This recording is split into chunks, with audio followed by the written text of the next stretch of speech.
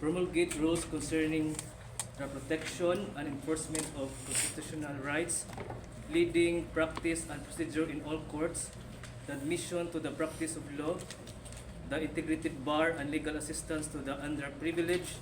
Such rules shall provide a simplified and inexpensive procedure for the speedy disposition of cases, shall be uniform for all courts of the same grade, and shall not diminish, increase, or modify substantive rights.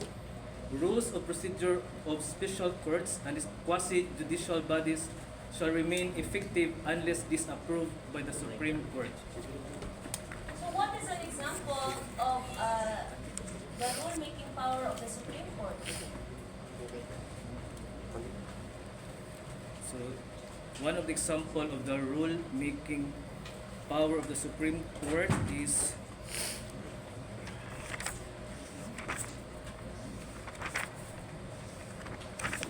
the guidelines of taking the bar examination. Why do you say that that is an example of who has the power to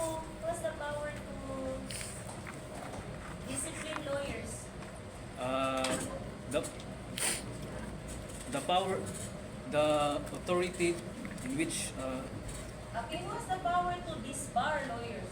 the Supreme Court. The Supreme Court. Is that part of its rule-making power? The procedure for disbarment is confined in the laws of court. What else? Other Ito ni Dean. Sample ba na sa rule-making power of the Supreme Court? SIPRO. Rules on evidence. yes, other Rules on civil procedure.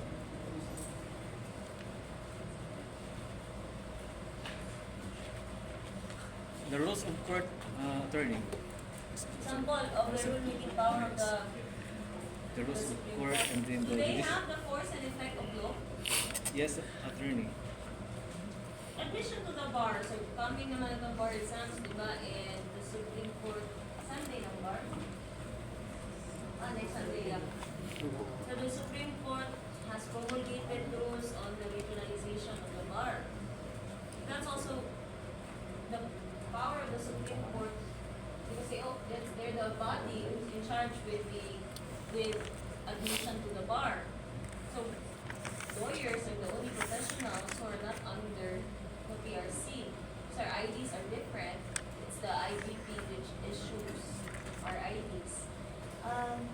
What about the law student practice rule? If you attended the General Assembly, I discussed what CLEP is all about, right? Attend mo sa assembly. Hello. And to recall, I said that the CLEP, the creation of the CLEP office, has a legal basis, which is Rule 138A. Is that an example of the rule-making power of the Supreme Court? The law student practice rule. Yes. Yes. Yes, attorney. Why do you say that? Because the general rule is that if the Supreme Court is the